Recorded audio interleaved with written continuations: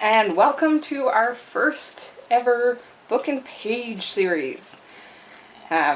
Properly, not just the introduction, but actually on with the reading. So, The Hobbit. As I said last time, one of my favorite ones, book-wise, just to go back to time and time and time again. And you'll notice my copy certainly looks rough enough to prove it. Okay, so quick rundown about how these videos are going to work format-wise. Basically, I'll give a quick summary of what occurred in the chapter or chapters, followed by, well, I'll just go to town. I've got some talking points. Most of those now are scripted. I know what talking points I want to focus on, but I'm not fully scripted. I'm not a professional. I'm certainly not the only person you should be taking literature with, but a lot of classes that I've had on literature, they're talking points. You're never going to know the 100% truth of what you can pull out of all of these chapters. You're not always going to know what the author wants, and as you might be aware, that is always going to be a question of how much the author's intent matters or does not matter. I'm here to talk about literature that I really like, and I just want to have a fun time and learn some more things. So my talking points aren't fully scripted, and they're certainly not the only things you can pull out of any of the texts that we're going to be reading. Okay, so let's start with The Hobbit. Now, the first chapter of The Hobbit is An Unexpected Party, and it seems to be, again, one of those ones that a lot of people, even if they haven't necessarily read it, are more aware of, because just invasion of dwarves. And I've just got to say that this opening line is one of my favorites. In a hole in the ground, there lived a hobbit. What's he doing there? He's living. So basically we start with that sentence, and then we get basic descriptions of several things. We start with Bag End, so we start with the description of the hole in the ground and what it actually is. Then we get a little more about Bilbo himself, but we don't actually get his first name yet. We get his last name, so we get a family placement in that way. Then we finally get a description of what hobbits actually are, because Tolkien is aware that this isn't something that we necessarily know about. So we know what hobbits are, and then we actually get his family history, starting with his mother Belladonna Took, and then his father Bungo Baggins.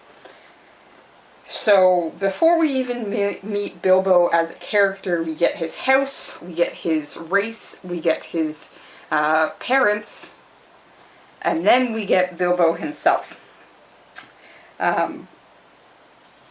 And do we get a lot about Bilbo? Not really. We get, again, all those other things, but we don't know his personality or anything like that. We just find him one day sitting out, smoking his pipe. And Gandalf shows up, which apparently is how a lot of adventures start in Middle-earth. Gandalf shows up, and then everything goes haywire from there. So we got Gandalf showing up, saying, hey, do you want an adventure? And Bilbo saying, nope, nope, nope, nope. Come by for tea. And heading inside. So Gandalf leaves the mark on the door and then leaves. Bilbo thinks he's fine. He forgets about it, puts it out of his head, and then dwarves start showing up. And we end up getting 13 dwarves in all, and a wizard, Gandalf, in Bilbo's house. And we eat and we sing. And then we get down to business until Bilbo faints, apparently thinking he's been struck by lightning because he started to panic, and then Gandalf lit a light bright enough that Bilbo thought he'd been struck by lightning. They let Bilbo recover, and Bilbo does, and he comes back in. He has a bit of a standoff with Gloin, who thinks he's more of a grocer than a burglar. Not that Bilbo is either. Gandalf says, shut it. Nope. You wanted me to pick your 14th member. It's Bilbo. And then we finally get down to the root of things, which is to say we get a history of the Lonely Mountain, including the fact that the dragon invaded. But we get a history of what was created there, what actually attracted the dragon, all the amounts of gold, fantastic toys, all of these things. Dragon invades. Thorin himself is out of the mountain, and they say really only the dwarves that were out of the mountain at the time survived, until his grandfather and father show up. And they were in the mountain, but they won't explain how they got out. But it turns out we've got this map and we've got this key. So there's another way into the mountain. There's a dragon in the mountain, but there's a whole lot of gold. And that's the decision. We are going to go and get the gold. Which is, it's one of those things where you're sort of like, okay, it's a fairy tale, right? We're going against the dragon to get the gold. And then everyone goes to bed. Like, it's this abrupt end, but it's also the end that a lot of these fairy tales are going to be recognizing as an end. Which is to say that you read a fairy tale to your child and then we all go to bed. So we've actually got this fantastical history, even fantastical for Bilbo, who isn't worldly. He's a hobbit of habit. So we've got this fantastical thing, and then we're all going to go to bed. And he sits there, and he's lying there, and you can hear Thorin still singing this song. So, it's sort of an interesting encapsulating normal life, what? And then this semblance of normal that we know is a very bare reprieve. We're not going to be able to sleep forever. We're going to have to wake up and either recognize that this fairy tale has been fake or is actually real. Okay, now we've got the summary. Quite a bit actually happening, but it's not a significantly long book, so pace-wise we're going to be moving fairly quickly, which is why each chapter in this one will be getting its own video, because we're not looking at like 7 books. Right now we're just doing The Hobbit. Okay, so when I started reading this again, I realized at that point where we begin with Bag End, Bilbo's home. And it's a super weird point. You'd think you'd start with the Hobbit in the hole, not the hole itself. But Tolkien has very deliberately started with the hole itself. He stated there's a Hobbit in a hole, and then we get the description of the hole.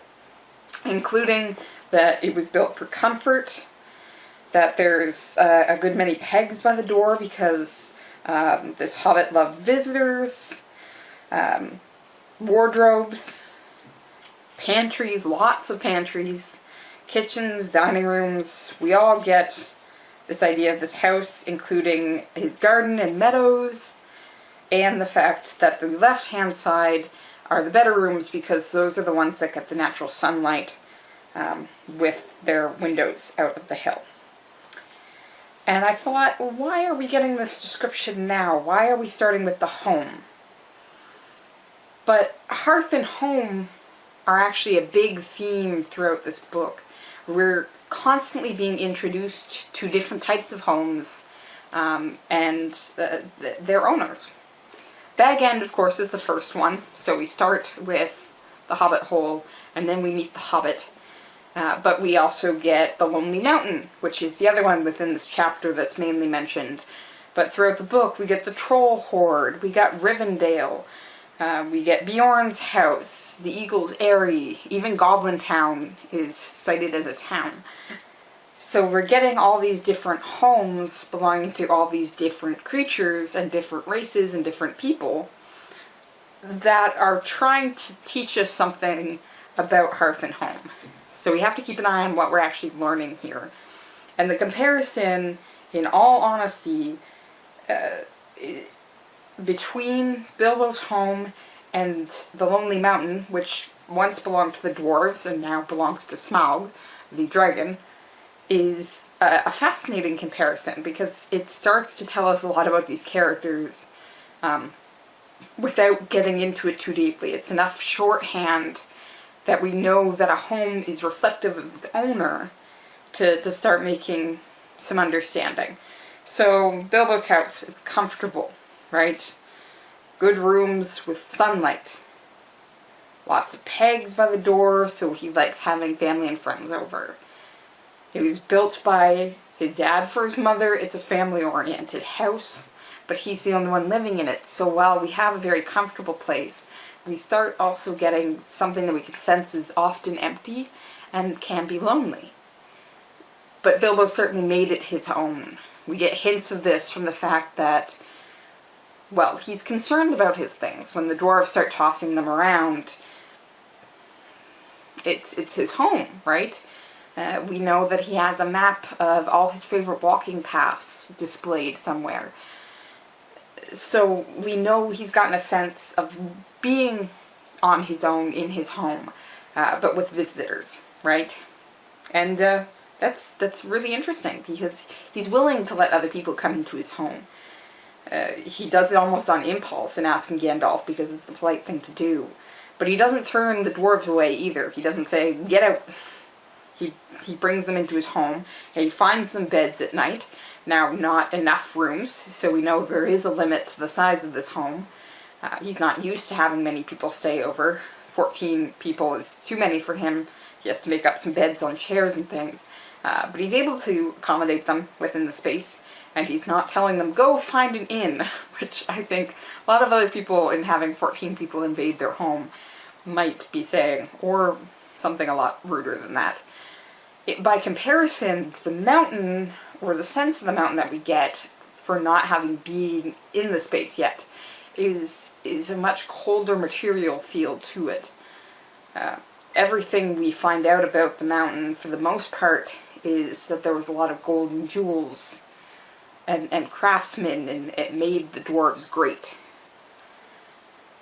And it brought the dwarves to destruction, because the mountain itself trapped them when the dragon arrived. So while we have this grand vision of gold and jeweled, bedazzling kingdom here, we know it's actually been ruined. Everything's been stripped away and piled up so Smaug can sleep on it. And many dwarves and many men of Dale have died because of this mountain. But what's really interesting is within the song that we get in this chapter, well, we get two, but of the longer song, which is about the history of the mountain, half of the song is not dedicated to the attack of Smaug. Half the song is dedicated to describing the golden jewels. This is not a minor part of the story. It is a major factor of the story, not just for the dragon attack, but something that the dwarves are interested in and want to remember. Which is really interesting, because if you haven't read the book but you've only seen the movies, the dwarves in that are painted much more destitute than Tolkien actually makes them here in the book. Here in the book, Thorin admits that the dwarves that survived and traveled while doing different work than they were necessarily used to have made a good amount of money. He admits that they've saved up money. He points out the fact that he's actually wearing a gold chain. And if you look at all the dwarves, none of them seem to be completely destitute.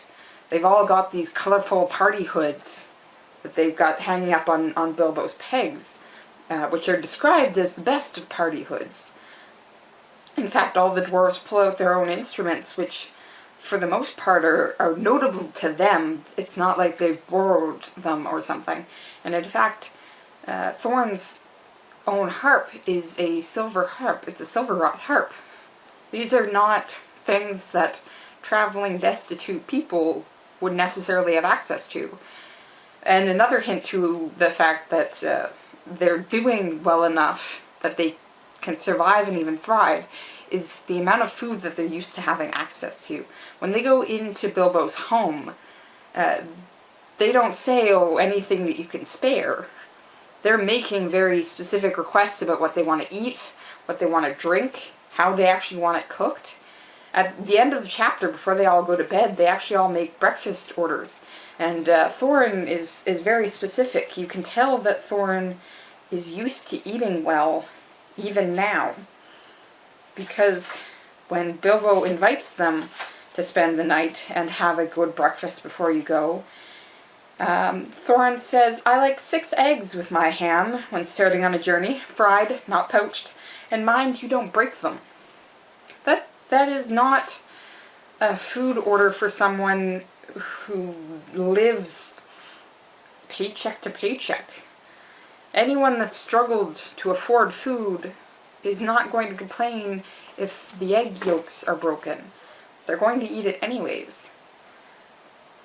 So what we've actually seen here is not a desperate need, last chance survival type thing for Thorin's people in reclaiming the mountain. Thorin's people are thriving well enough. But there's something to all the gold in the mountain that's remained, something they covet, and something they almost worship, and can't be left to the dragon. So, motives are certainly a question here. It's not about comfort. Not for the dwarves. They're used to comfort enough. It's about the gold. And also possibly about taking Smaug in the snout. Which doesn't really sound great for poor Bilbo, who gets dragged into this not to really reclaim a home for the dwarves since they have none, but to reclaim even more gold for them. Now, along with the discussion of homes, there's also a discussion that should be attached to it constantly, and I have found it is attached to it constantly. If you're discussing homes, you're also going to have to discuss hospitality, because one of the defining relationships of a home is the owner's relationship to the guests in that home. Who are they inviting in? How are they treating those people? How are those people leaving? So, Bilbo, as a hobbit, you'll notice that hobbits tend to actually be quite xenophobic. And while they're considered kindly folks of the West, they can be absolutely just rabid when they don't like people. So, the strong possibility is that it's Bilbo's weird tookness that allows him to remain hospitable when the dwarves actually come in. Because for the most part he does. He doesn't always respond correctly when he opens the door because he's startled. He likes knowing when guests are coming. But he doesn't turn any of them away. Again, in the movie it says him, like, "Nope, there's nothing here, it's cancelled, go away, I'm trying to shut the door." That doesn't happen. Now, most of the dwarves don't give him a chance to hop right in, but he tries to greet them correctly, he tries to make sure that they have food and drink, and takes requests. And he only really starts grumbling when he gets the entire group of them in, and suddenly he's trying to feed 14 people without any assistance. And the dwarves do assist. They eventually come in and help set things up, and then they clean up fully. Again, maybe not in the politest of ways, but they are trying to be relatively good guests for the fact that they've come into Bilbo's home. And Bilbo only really starts getting rude when the dwarves are rude to him. For example, Gloin making some comments about what Bilbo looks like and his worth in that matter, and Bilbo coming in, and he uses words that Gloin used to make sure Gloin knows, like, I heard that. But what he says is, I trust that you have gotten the wrong house. But if you tell me what you need, I will do my best to give it to you. So, like, part of that's pride, but part of that's also hospitality involved here. Because pride could also lean the other way. His pride could say, cool, you're going to be an asshole? Get out. I don't need this. This is the wrong house and you can leave. But it leans towards that his hospitable side of, yeah, yeah, let's try and do this. And keep in mind that that response is actually following the point where he's already passed out. So he's had this fainting spell, and then he's coming in and saying, tell me what you need, I'll see if I can do it. So, Bilbo, as somebody whose home has been invaded, is trying to be as helpful, honestly helpful as he can. Even towards the end, when he doesn't think he can help them in the quest, he says, well, you can spend the night here, and we'll get you a good breakfast. And again, the rudeness only comes in when the dwarves are rude in response. They act like it's an inn, and they should be able to order food, and not say please or thank you, or offer any assistance. And it's only at that point that Bilbo's just like, Because being hospitable goes both ways. The homeowner and the guest need to actually be on the same level when it comes to what hospitality is. And we get the feeling, again, hobbits and dwarves are not on the same level of what hospitality should be. And Bilbo comes across as rude to Thorin as well, because Thorin's giving this speech, and he leaves a moment where Bilbo's supposed to say something nice about having the dwarves come and visit, and Bilbo's just like, what? Like, there is some basic misunderstandings about the proper hospitality that both of these sides are actually trying to work together with and not take offense, but still sort of getting offended. Like, it's interesting because it's all those tiny moments where it's this push and pull between guest and house owner about who's right and who's wrong. And it's interesting. It's interesting. Okay. I think I'm getting a little long here, so I'm just going to say one more thing, which I think is sort of crucial to mention, especially when it comes to Tolkien's work, which is stop skipping the poetry. Stop skipping the poetry. It comes up a little bit in The Hobbit, but there's certainly a lot more poetry within The Lord of the Rings, which the movies start rapidly cutting out. And I'm going to tell you, stop skipping the poetry. You want to read the poems, you want to read the songs, because you are getting more history there. Some of them are for fun, certainly, but again, that's what Bilbo Baggins hates as a song. Shows you not only creative center of the dwarves that they can come up with something like this, they're almost at their core built for creation, whether that's through metal and jewels or through music. But you also get histories, and you get accounts, and you get this feeling of how this world actually has a heartbeat to it. So stop skipping the poetry.